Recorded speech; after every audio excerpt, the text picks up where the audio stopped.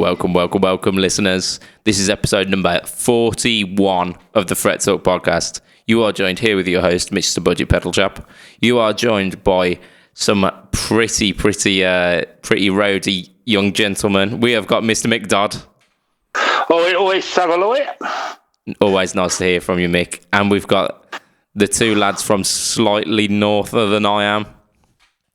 Is it? No, it's south, isn't it? Well, we live south, but we're from more north. Far more north.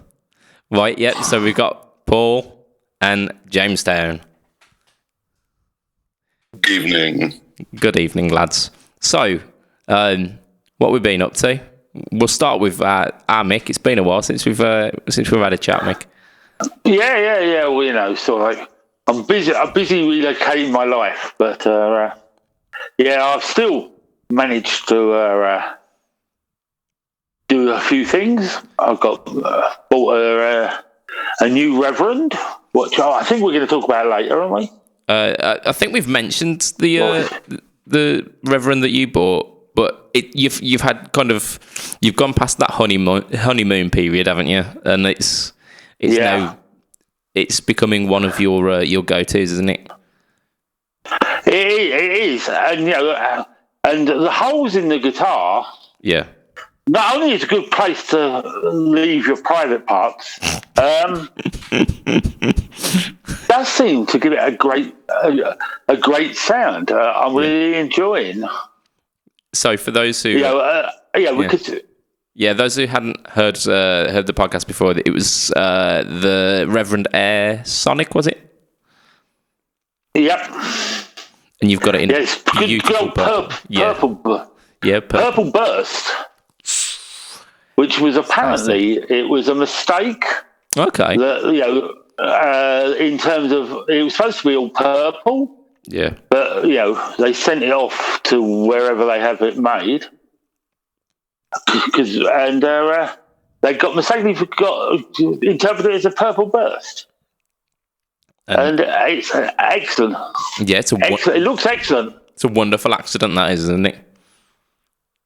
Yeah, a wonderful accident. They made it in that sort of colour. Yeah, and the kind of the unique feature of the guitar, as you mentioned before, is that it's got F holes that go the entire way through the body, hasn't it? It's got F holes that are not huge, to be honest, but they're big enough for me, and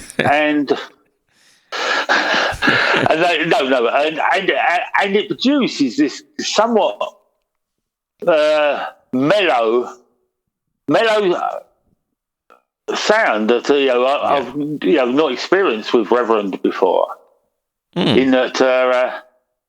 Because it's got the wings. The wings are quite thin compared to the main body. I have a couple of nice tellies, thin line tellies, and it's a mellower sound than that.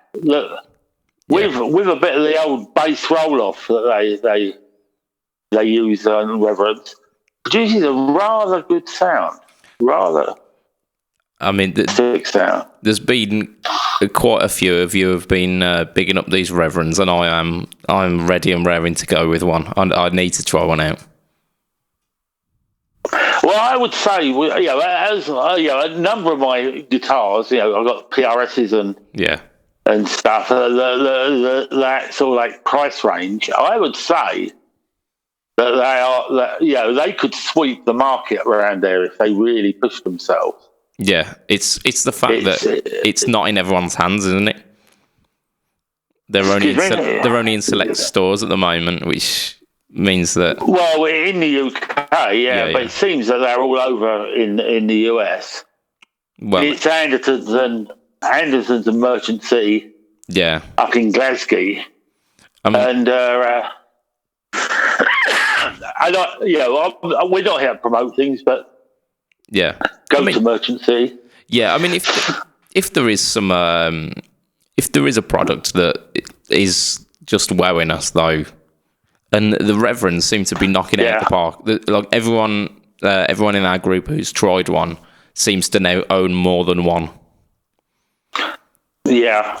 Yeah. Well, the quality is astonishing.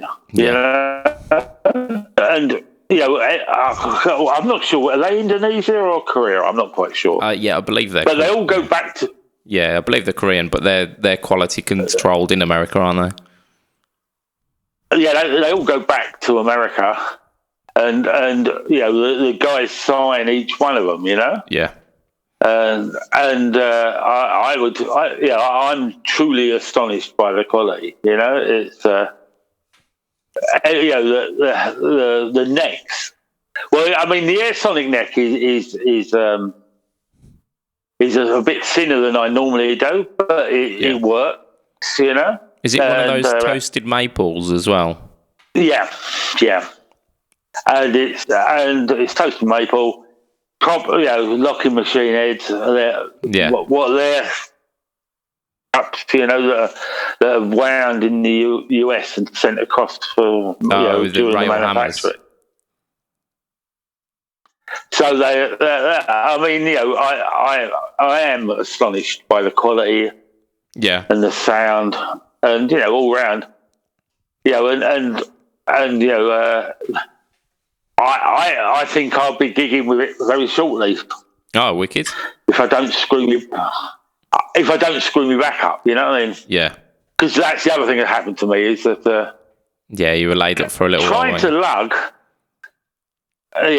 Trying to lug a bloody AC30 about when you're bending over, then coughing. Yeah. My God, I screwed me back. I missed a gig. Yeah. Because of it, and of course, just you think, get travel insurance, because if you don't, you're knackered. But so there you go. We've got Reverend this week, and we've got travel insurance. Both worth investing in. I'm very happy with it. Yeah. Go with it, boys and girls. Yeah, and you've got your amp back as well this week, haven't you? Because I've got Hughes and Kettner. Hughes and Kettner Tubemeister, loud as a loud thing. But I mean, I wasn't quite sure. They said to me it's going to be 75 quid. Yeah. To do it, and I had nothing to gauge it by, but I've got to say, the AC30 is loud. Yeah. But this thing screams at you, and I would just say that I'd love to gig with it, but I couldn't. It's heavier than the AC30. Is it a combo then? This thing? Yeah. Is that 112, 212? I think it's 212. Yeah. So it's gonna be quite hefty. You don't talk to me about technical things. It's an amp, and it makes loud things. That's it. It's an amp what does loud things. Yes, there you go. And but I would say I'm very impressed with the Hughes and Kettner range, and when you put it through the dirty channel, good old German dirty quality, ideal for our punk. That's like a dirty German, you know what I mean? The call cut out a bit there, but I am almost certain that we got exactly what the meaning behind that was. Adam, you don't want to know what he said. Yeah, I think the listeners... and also, sorry, I was going to move on without being dirty, but I went to see a friend in Nottingham. Yeah. Ian Ellingworth, who's a new member to the group, and we went to see the Stranglers. Oh, wicked! And how good are the Stranglers? I don't know. You tell me. They are the dog's bollocks. They really are. And no faffing around. Oh, this is some new material we've done. They just played the hits. Yeah, just belting out the hits. Yeah, and obviously, not exactly the original, lineup because of certain death type things, but they were quality. But we were at the Rock City Hall in Nottingham, which is quite a 1,000 people. So it's a fair sized gig, and could buy the Mixed Index.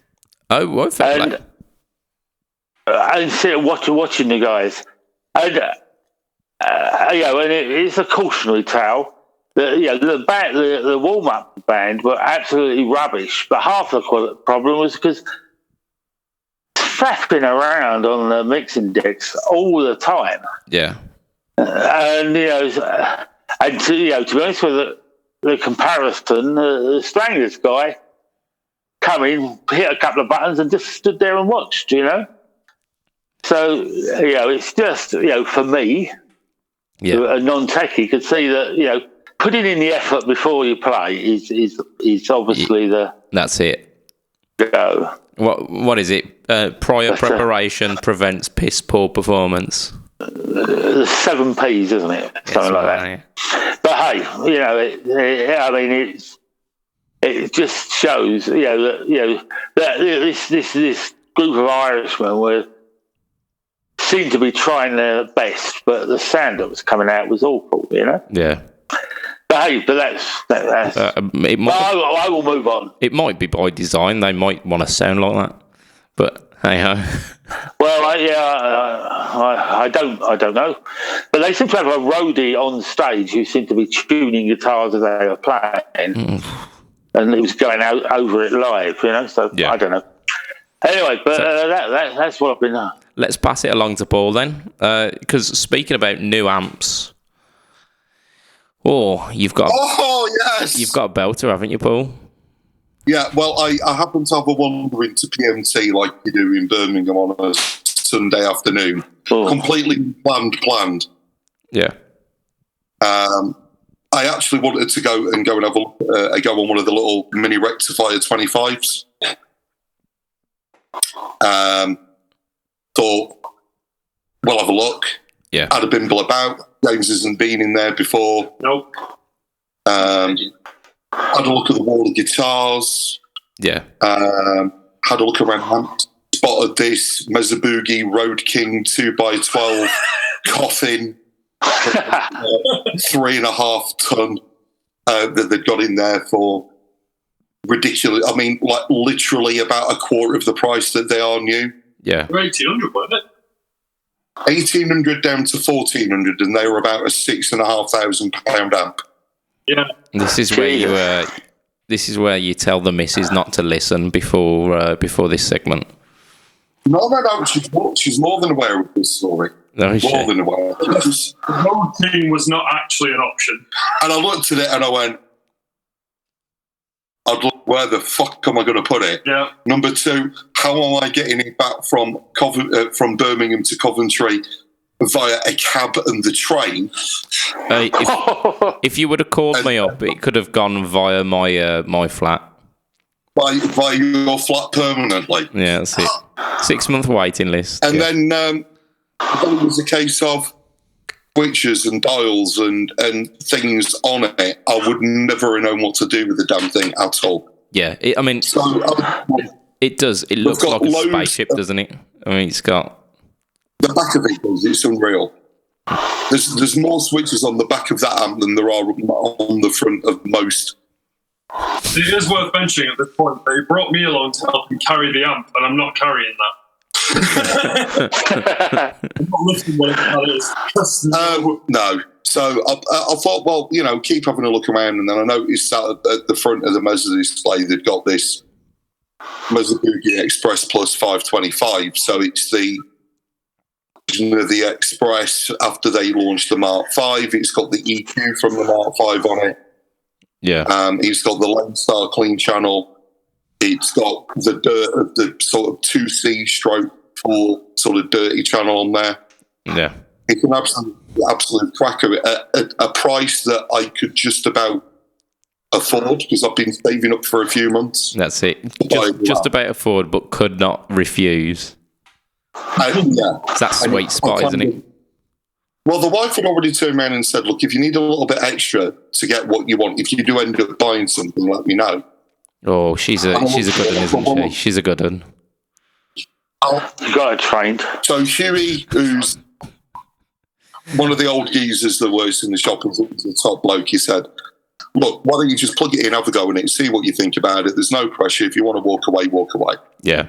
And we plugged it in, and we played the 335 through it. We played a stupid Ibanez sort of jock-tuned sort of Iron Label RG style thing through it, and there's nothing we threw at it that it couldn't handle. Yeah. He does everything from sort of clean through sort of more jazzy kind of stuff, and classic blues and driven blues and rock and classic rock and metal and gent and anything you want. And I kind of went away and rang the wife and said, look, can I borrow 400 quid? And she went, yeah, go on then.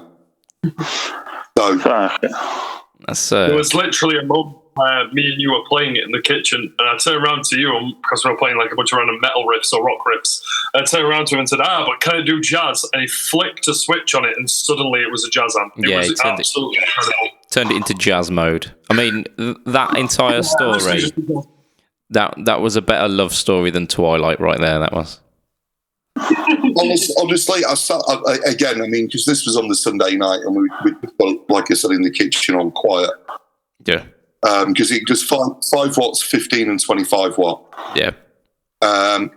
It does get a little bit louder each time. If you leave the volume where and just flick the switches up and down, it gets a little bit louder. Yeah. The amount of headroom that it gives you, on the other hand, is a completely different story. Yeah. Where the amp breaks up and all that sort of stuff, that's what it changes. It uses so that when the attack of the note is actually twice as loud as what you think it is. Yeah. So even though the amp's rated at 25 watts, it's actually a 50 watt amp. It's just that one's that down. So you get that clarity, which is why it does what it does. Every time you've explained that, the call dropped. So just explain it one more time, and if it's if it drops again, it's fate, and people will have to do their own research. So it's got the 5, 15, and 25 watt mode. Yeah, but it actually runs at 50 watts. Yeah, we got that. Not all the time. Okay. So using technology. So when you pick a note, when you first attack it, it'll give you that 50 watt headroom so you can hear the note definition. And then it ramps the signal down back to wherever you've got the amp set. They are tone wizards, aren't they, Mesa Boogie? It's frighteningly good. But that clarity is the reason why doing something like an Ibanez through it, and doing like rock metal style chords, you get all the definition. If you've ever listened to any Dream Theater, and if you haven't listened to any Dream Theater, then you're wrong. Don't get me started. All right, sure say. I happened to see them live, actually.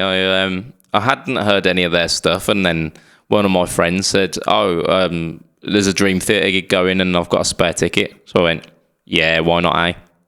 Yeah, he has a tendency, does Mr. Petrucci, doing these sort of extended, basically power chords, but you just drop the extra octave into it as well. So you'd say if you were playing on the 3rd and the 5th, you'd also put the 7th in as well.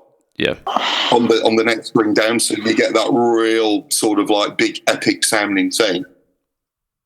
On most normal, cheaper amps, when you've got a lot of distortion, a lot of gain going on, and you do that, the mush and flub. This thing doesn't. It actually says in the manual for the amp, gain, dial out bass. Yeah. That's how you combat it on those amps. Because there's a bass, middle, and treble control, and there's an EQ. Yeah. They do very different things. It's phenomenal. It's phenomenal. What you're doing, reading the manual? Mick, I've been elevated to a position at work now where I have to read the manuals. You bore me. It's a learnt behaviour, that is, isn't it? Because it's not natural. It's not natural. Not at all. It does show a little bit of difference between how me and you play guitar, Fletch, in that you were literally reading the manual while I was sat there playing the guitar on the amp. I was sat there doing everything, and Fletcher sat there reading a 30-page manual. And then flicking the switches and tweaking it and going, what do you think that sounds better? I don't know, Fletcher. I'm just taking notes. I mean, still sounds good, mate. Still sounds good. There was a point where I stopped and I looked at James and I said, all of the sounds that are in my head for the last 30 years are in that box. All of them. I mean... and when I think about it, all of the bands... that I got into when I was a teenager that I've listened to since, the majority of them all play Mesa Boogie. I should have known better years and bought one. They're stupidly expensive. If you can get a good second-hand deal on one. I mean, the twos and the Calibers and the Lone Stars, you can pick up for under £1,000. And if anybody's looking for an amp, and I know that there's some people out there that absolutely would never buy a Mesa Boogie because the company has a reputation for being a bit wonky at times. Yeah. Not the world's greatest when it comes to supporting people like YouTubers and stuff like that, and I get that and I know that. But it's almost as if they never let them out. They're in a cave somewhere, and if anybody actually let them out into the light, they'd all explode and the tone would appear. It's the only thing that the only way I can explain it, but playing to see whether or not that's the sound you want to get, they're definitely one of those amps. Are they worth the money? Thing over in that sort of price range. Yeah, that's really, really down to you. For me, I mean, I couldn't be fucking happier. It's as simple as that. Yeah. So and that's the main thing, isn't it? Really. Finally got myself an amp. Last podcast I mentioned that I actually was ampless for. Yes, you did. Yeah. Several years.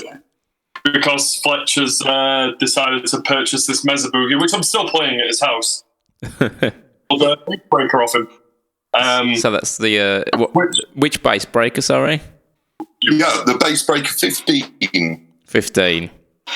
The thing is that obviously I haven't got the money to drop stupid amounts of money on an amp like Fletcher has. And when I say stupid amounts, I mean I haven't got the money to drop stupid amount of money on an amp. I just did it.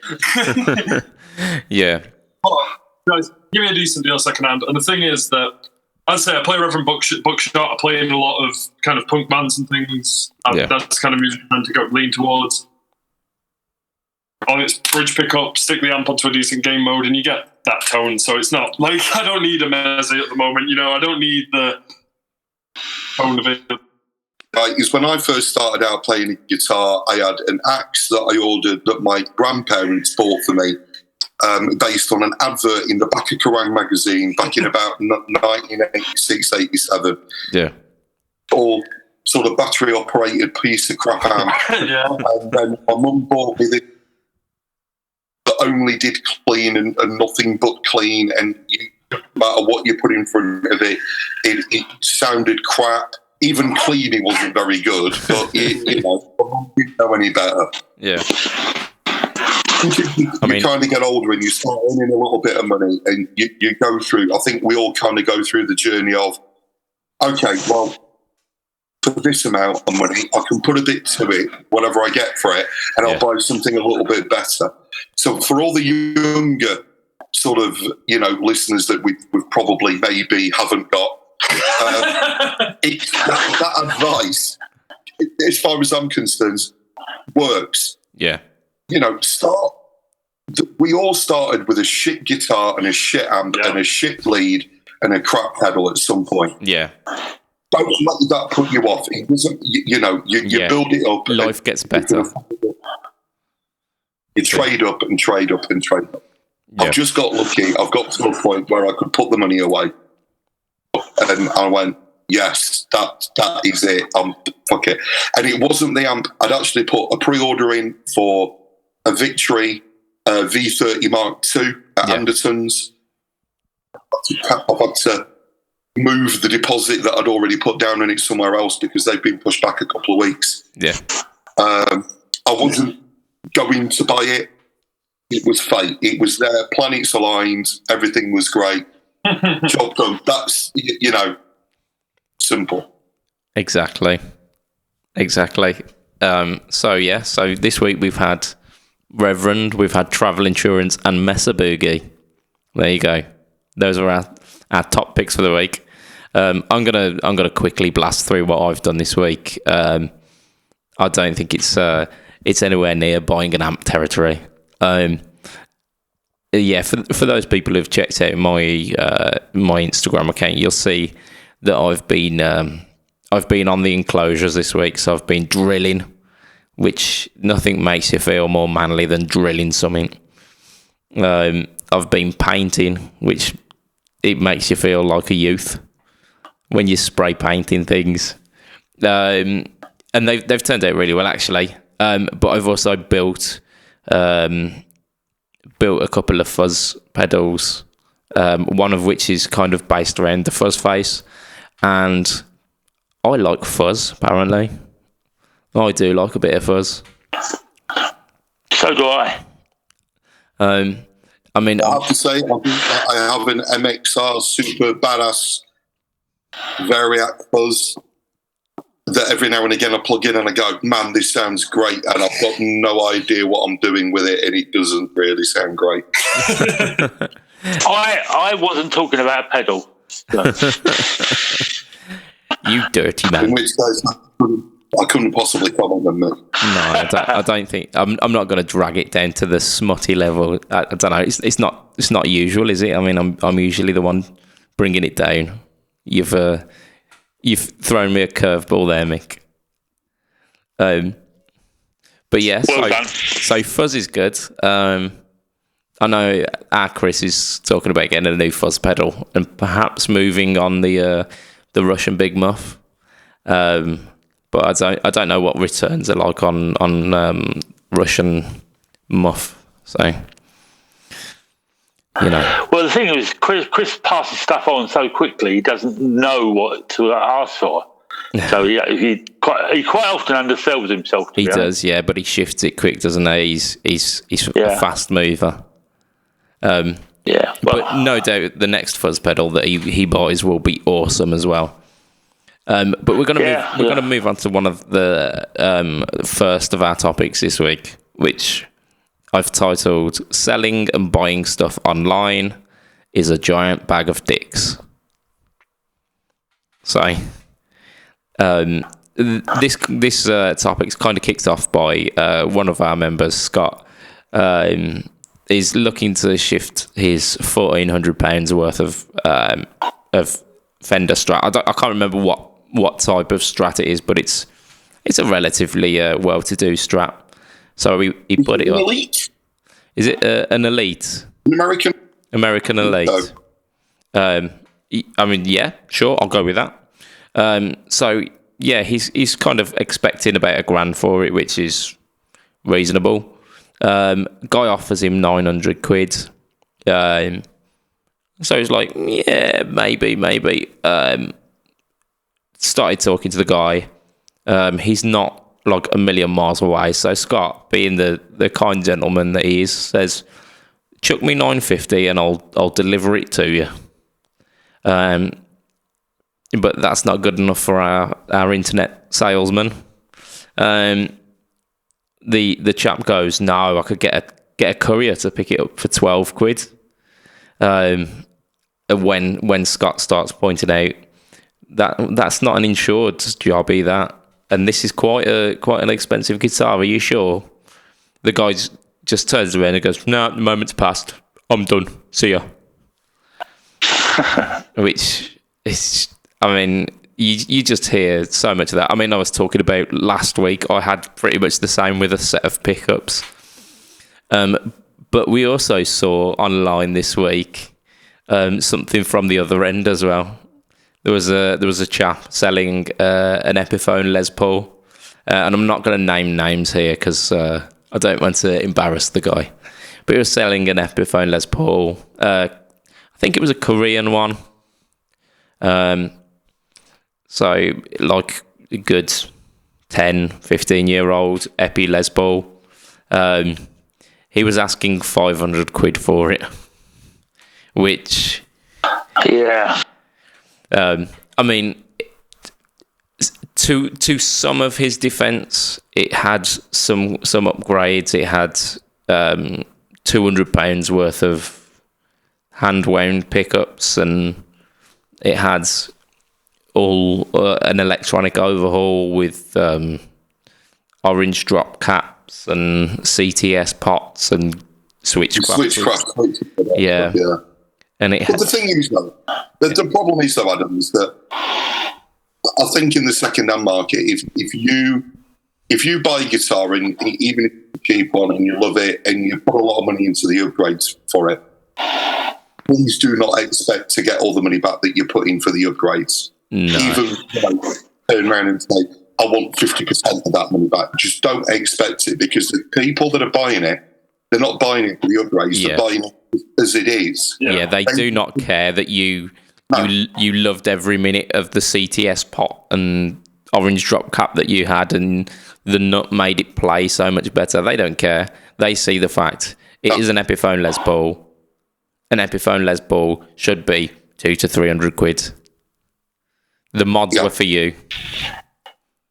Yeah. Yeah, at the end of the day, I mean, if you are upgrading your guitar, changing your guitar to a style that you enjoy, at the end of the day, the person who's buying it from you might not be of any fucking worth to them.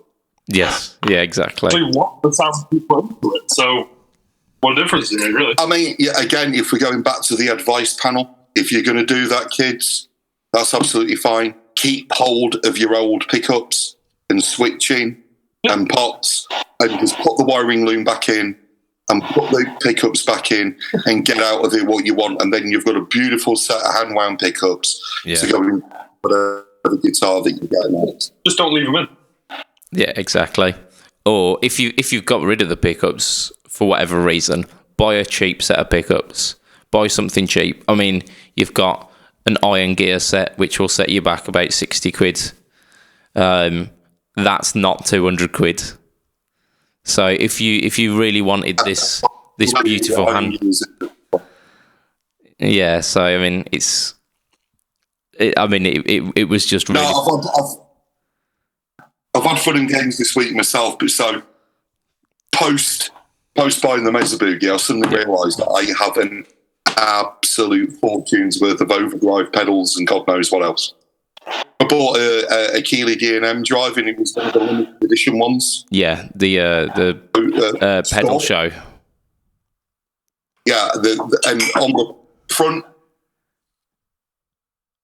it actually says that pedal show. The ones that you can buy in the shops now don't have that on. Yeah, it's a limited edition, wasn't it? It was the first one, wasn't it? Yeah. So I got myself one of those. You don't need one of those with a Mesa Boogie amp. Yeah. You know, I've got a blues driver. I didn't need that with a Mesa Boogie amp.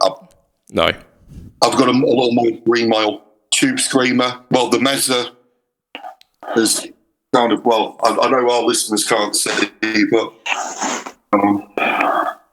there's actually a boost built into a Mesa Boogie.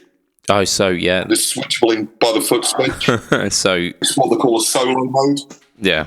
You can actually set how much boost you want. So yeah, the Green Mile becomes pretty useless then, doesn't it?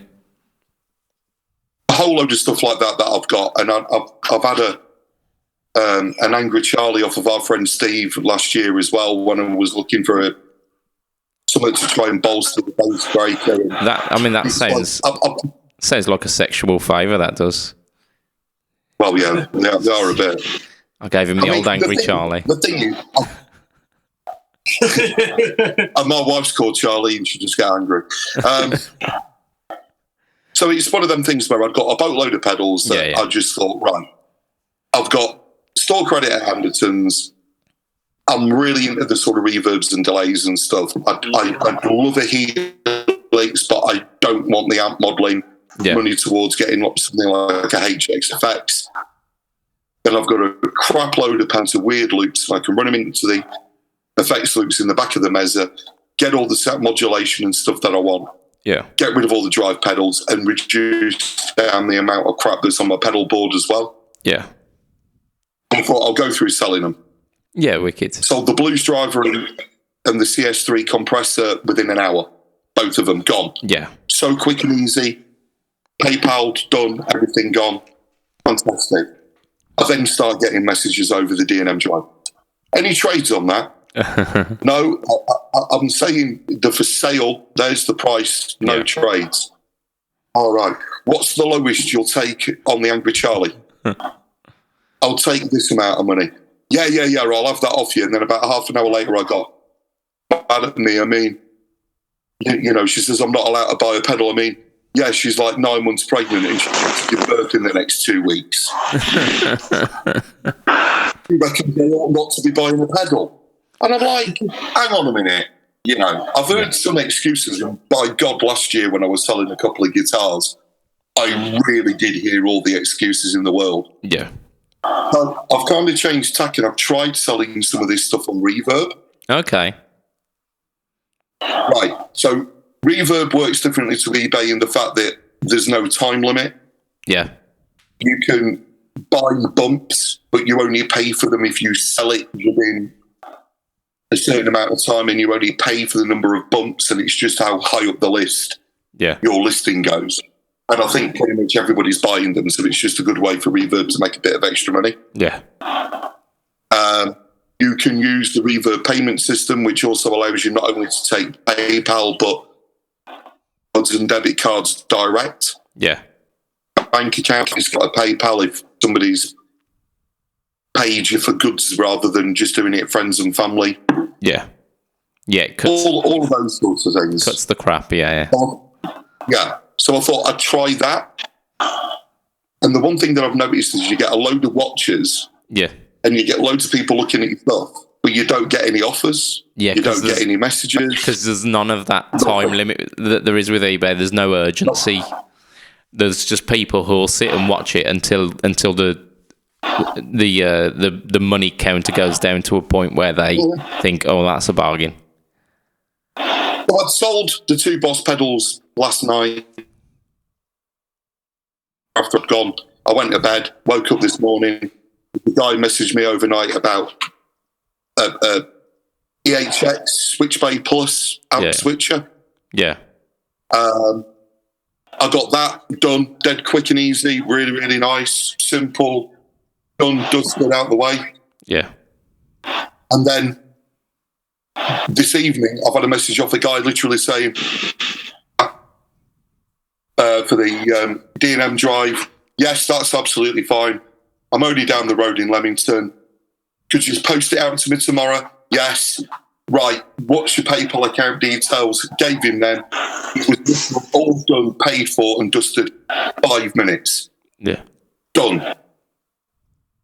Perfect. But the amount of faff you have to get through to get to that is... To get to that point. Yeah. I had I had a Crowther hot cake at some point, and I had a guy who knew more about the pedal than me. Actually, he says, "Oh, does it have this and this mod?" And told me how to find it. So I ended up opening up the pedal, going, "Oh yeah, it does. It has that." He was like, "Oh, that's brilliant. Yeah, really good." Let me have a think about it. I was like, yeah, cool. I'll reserve it for you for like a week. Give you some time, and then like he'd come back in a week's time. Oh yeah, I'm pretty interested in that. But I just need to just work some things out. I was like, okay, I'll give you another week, and it was this for God knows how long, and then it was just radio silence after that. So it's just like, oh mate, just like stringing you along, and like not. If it got to a point where I knew that I wouldn't be able to do a deal with someone, I would turn around to them and go, "Look, mate, sorry, I know things have fallen through. I can't do it. Really sorry for wasting your time." None of that. It was just kind of petered off. So yeah, I ended up selling that to someone else. But it's just, yeah, like I said, selling and buying stuff online is a giant bag of dicks. I think, yeah, I mean, with the stuff that I've got up there at the moment, it's either going to sell, I'll sell it by the end of the weekend. If I've not sold it by the end of the weekend, I'll leave the listings up on the Facebook groups, but I'll take them off a Reverb. Yeah. if somebody contacts me and says, "Oh, do you still want it?" I will. But I'll put them in a box and put them in the garage just in case anybody says. Yeah. What you should do is on Reverb, rather than over time making the price lower, you should do it incrementally higher and really fuck with their heads. Yeah, just screw them over. Yeah, they'll be like, "Oh no, it's going up in price. I should buy it now." It gives that urge. I used to work for a local hospice. Okay. But initially just selling books and stuff. And anyway, it came to a period where guitars started coming in, and they were all put my way because apparently I'm an expert. Yeah. But I was just amazed that these guitar people, we put up some quite nice guitars. Particular, and what's the Italian one? Tesco or. Yeah, I don't know. I mean, but I to be honest, I'd not heard of them, but I'd done some research, looked at the past prices. Yeah, and so we put. Let's say it was £500, starting price. Yeah, and then you'd get literally, a decent guitar. You'd get sort of like 50 or 60 people. And no, as you say, Paul, that people wouldn't. Yeah, we only used to put in, so they would just watch. Yeah. Then you start getting inquiry. You get messages in. Well, because it's through it's down as a charity shop, charity organisation. Really, these are only worth £100 and blah, blah, blah. And just trying to lowball you all the time. And it was sort of like... For charity as well. It was just taking a charity, a hospice and stuff like that. And they... it just seemed a whole bunch of people watching guitars on eBay who were just out looking, they seem to be delivering and lowballing them. And, obviously they had experience of people who don't, charities selling stuff who don't really understand what they're doing. Yeah. And, they used to ask stupid questions, rings, shit like that.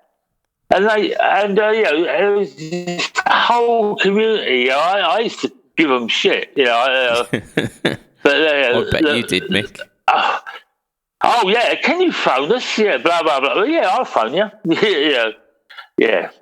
But it is a minefield out there. It's a minefield out, and there are people that exploit.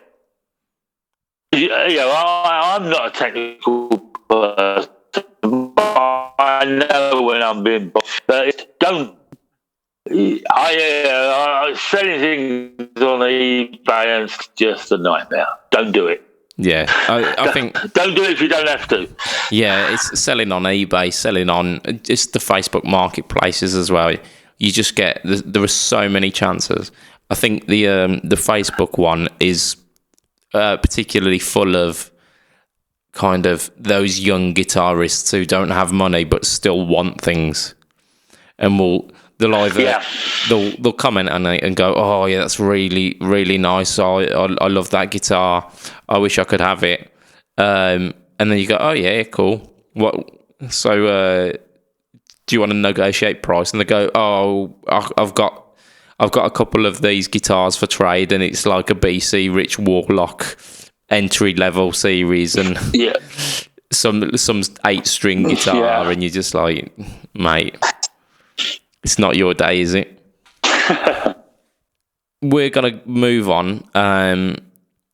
Our next topic is a quite refreshing question. I was talking to like a younger guitarist today, and just the kind of the brutal honesty and kind of black and white nature of of new guitarists. Just it was really refreshing for me.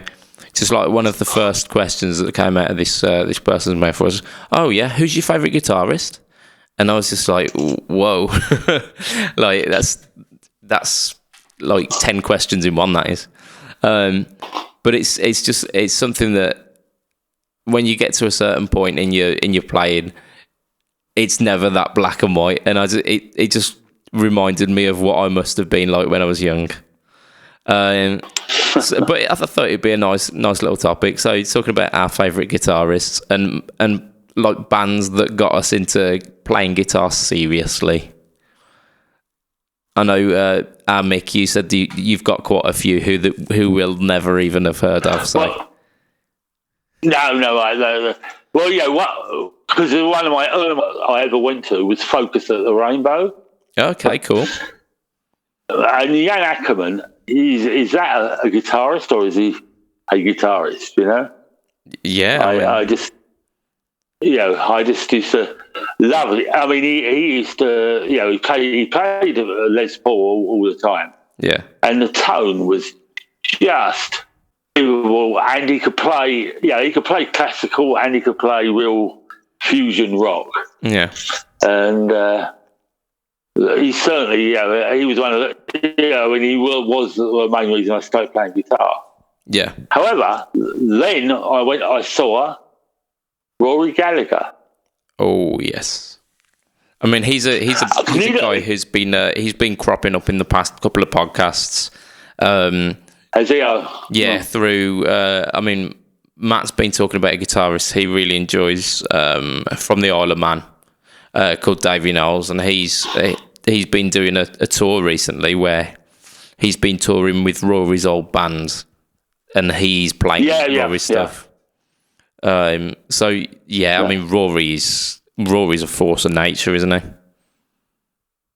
Yeah, he can play a bit, but I think for me, just two off the top of the head. There you go.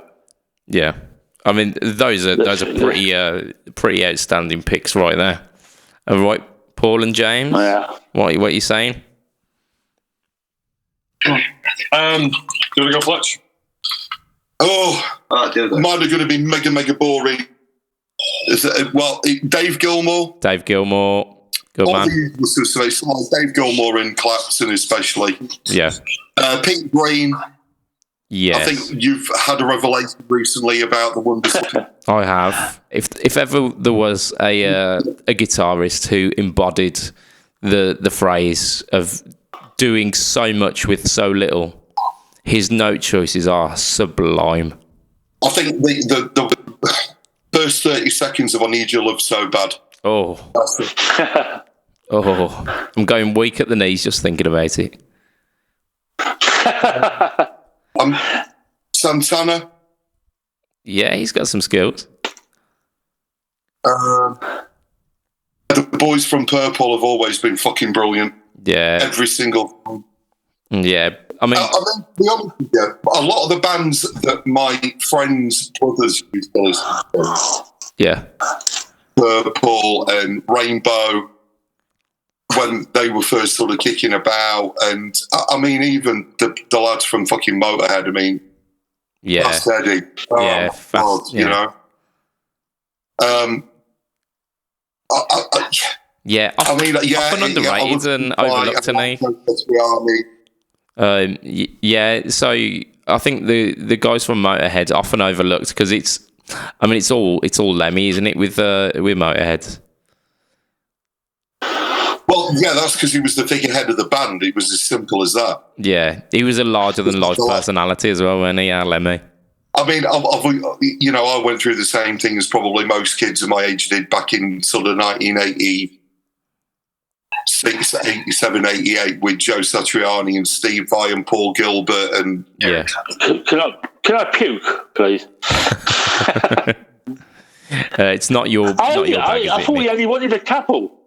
Look, I just say another one just to put in. Al Di Meola, hello. Al Di Meola. Yeah, the boy. If you're a jazzer, I'd like to think I could have been a jazzer, but I forgot. But how good was Al Di Meola? Al Di Meola is a lot of the technical shredders all turn around and say he's the one. Yeah. Al Di Meola and Alan Holdsworth, they couldn't do what they did. Yeah, Alan Holdsworth had massive hands as well. He could do 4-note per string scales where most people do 3-note per strings. But he also had scales like Z7. I mean, there isn't a scale of Z7, but Alan Holdsworth made one. So that's it. He found the secret notes, didn't he, our Holdsworth? I'll tell you. Right, I'll give you one guitarist that not a lot of people know about, who I massively rate, who is a reverend guitar endorsee, and that's Reeves Gabriels. So Reeves has recently done he's joined, in inverted commas, The Cure. Okay. And with those guys, he was David Bowie's guitarist. He had the Tin Machine with David Bowie. Okay, yeah. One of the most underrated guitarists I've ever heard. Reeves Gabriels. Fair play. That's my one. Jim. Go on, James. Take it away. So, in terms of, I'd say the first guitarist that I kind of got into who really kind of connected with me was, I know it's kind of a simple choice, but B.B. King. Yes. B.B. King is because the first guitar book I ever owned was actually a blues guitar book, and I learned the basics of blues guitar. So I learned like the intro lick, I think, to Thrill Is Gone. Yeah. And it blew my mind, just hitting like 4 notes. And yeah. Yeah, it's just like I hit that little lick at the very beginning, and I was just like, "That's it. That's absolutely perfect." And I've loved B.B. King all through his career, and every time I listen to things, I tend to gravitate towards. Yeah, I mean, B.B. King was so good that they named him twice, isn't it? The other guitarist, I'm actually going to one who a lot of people won't mention, but I think is actually quite an incredible guitarist. People will mention him every now and again. It's Johnny Marr. Okay, yeah. But the reason why I mention Johnny Marr is because, for me, when I play guitar and when I enjoy playing guitar and the guitar I enjoy listening, I understand that incredible shredding and incredibly fast technique and things like that is good and incredibly important. But Johnny Marr's ability to craft songs, and the thing is, even after he was in the Smiths, he was in several studio projects after that. There's a band that I really enjoy called Modest Mouse, who are an American indie band. Yeah. And he's been featured on a couple of their albums as lead guitarist. He has this incredible ability to just meld into whatever genre he's in and find melody so incredibly well. Yeah. All of the lead lines throughout every album I've ever heard him on have been just absolutely exceptional. I think anybody can sit down and learn to play fast, but learning how to pick out melody, how to pick out any kind of emotional melody from it, it's far more intrinsic and far more it's musical, personal. Isn't it? It's musical, whereas playing a scale fast doesn't necessarily hold much emotion to it. I'll tell you somebody who's massively overrated. Of Radiohead was one of the best guitarists in the late 80s, early 90s, and he's disappeared so far up Tom York's backside, right, that I have no idea why he's got a new signature Strat, because I've not heard him in 20 years.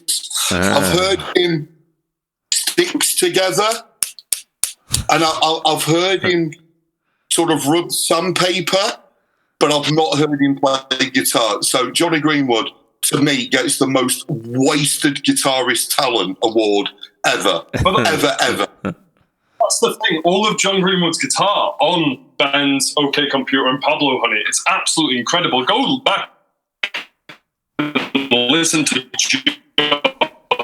and just any of the riffs in Paranoid Android, from the acoustic stuff all the way down to the heavy riff in the bridge, all the way to the incredibly fast tremolo picking guitar solo, where he then picks out this weird 7/8 kind of riff melody. It's incredibly good guitarist. Yeah.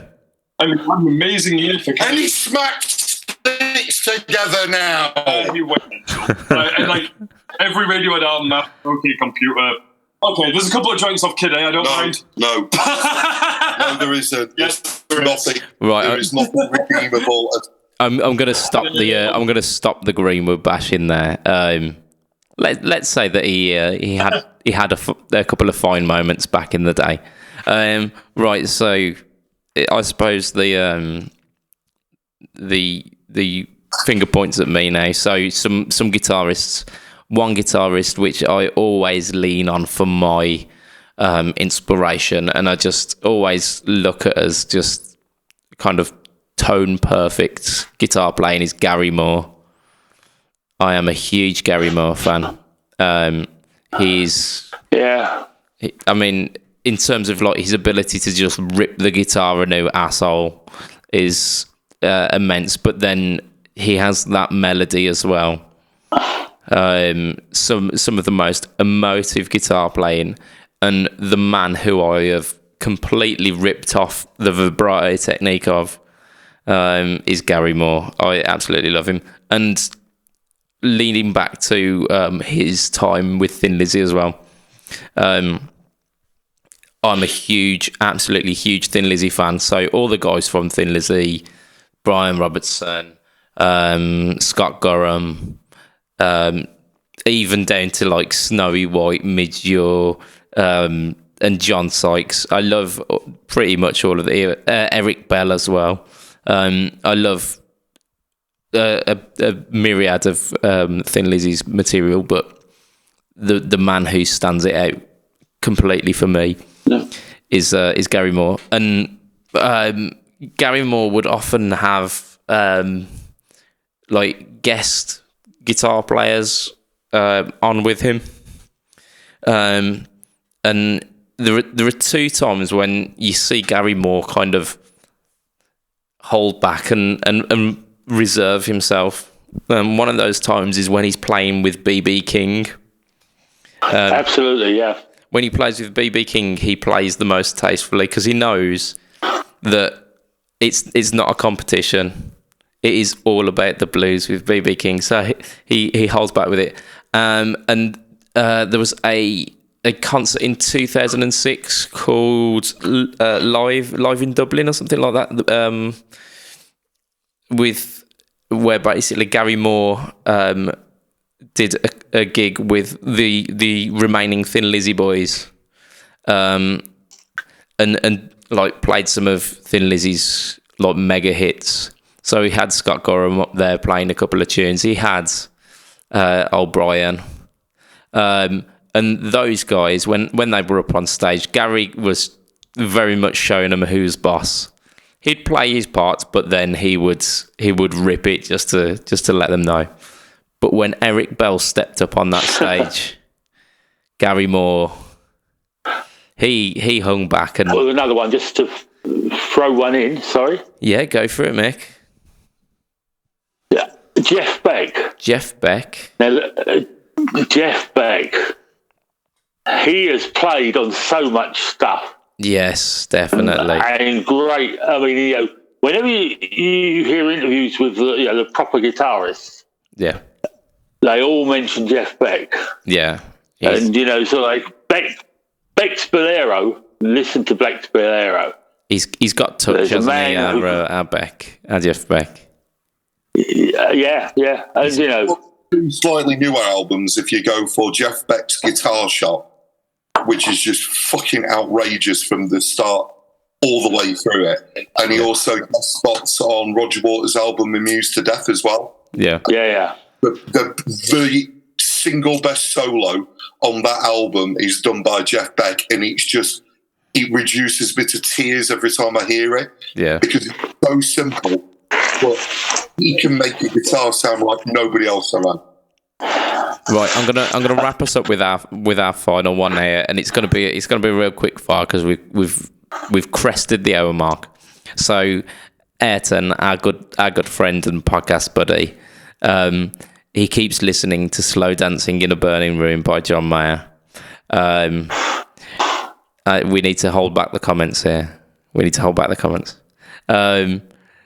And because of that, he wants a Strat now, which is fair enough. There you go. Answer to the question. Yes. No, I mean the answer to that question is always buy a Strat. But I thought, who are our favourite Strat players? Very quickly, like favourite Strat tone on a record, and who's your favourite Strat player? Oh, it's without doubt Rory Gallagher. Yeah, Bullfrog Blues. I know. End of story. He makes a Strat scream, doesn't he, our Rory? Good man. Hi. Go on, Paul. Who's your? There you go, Ian.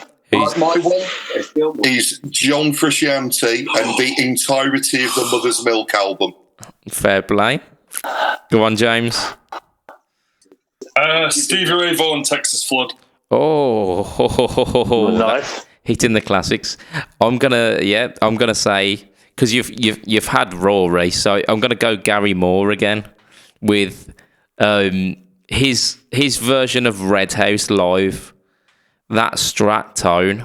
I mean, it's like a faded Fiesta Red with just an incredibly aged pick guard, and it looks so good, and it sounds even better than it looks. And I'm going to throw out just an honourable mention to the James Bay's album has got a track on it that I can't remember the name of now. But the intro has got like this absolutely wicked neck pickup of a Strat, and the tone is to die for. Can I just throw? I'll throw in one. I really enjoyed early Dire Straits. Oh yes. And there's no doubt that boy can play guitar. Yeah, he's a guitar George, isn't he? Mark Knopfler. Yeah. Mark Knopfler can play guitar. He can. And a lot of people don't like it, but I do. No, they're fucking wrong. They're all wrong. He's amazing. Yeah. Yeah. No, I think he's. I mean, he done a country album with an American guitarist. Yeah. And some of the most incredible sounds of a very natural sound guitar. But he could play all that, Yeah. Anyway, end of story. Yeah, I mean he's definitely he's one of them, and honourable mention to Richie Blackmore as well. He's he basically was the first shredder, and he was doing it on a vintage Strat. So that's, I mean, but he got better. I mean, there's some terrific blues as well. But anyway, we are at time for this week. So if you want to catch us online, you go to the Fret Talk group. You can find us. You can ask questions like a lot of our very silly co-hosts did today. They were incredibly helpful. But you can also chat with us, guys. You can get some topics in that you want as well. If you want to catch me online, you go facebook.com/budgetpedalchap, instagram.com/budgetpedalchap. You go on YouTube, you type in Budget Pedal Chap, you can find me. There was a Clapton-esque guitar lick lesson gone up today, so check that out. It's almost note for note ripped from Clapton, so if you want to learn some Clapton, check that shit. Paul, you've got stuff to plug, haven't you? You've got an Instagram account. Yeah, Fletching Guitars on Instagram. I also help look after the Guitar Geeks page as well a little bit when I get a chance, but work's crazy at the minute. Yeah, and as a shout out to our Guitar Geek, he's doing some absolutely fantastic stuff. Recently, he has gone in for a little bit of a hospital appointment today, so wishing him a speedy recovery and all good health.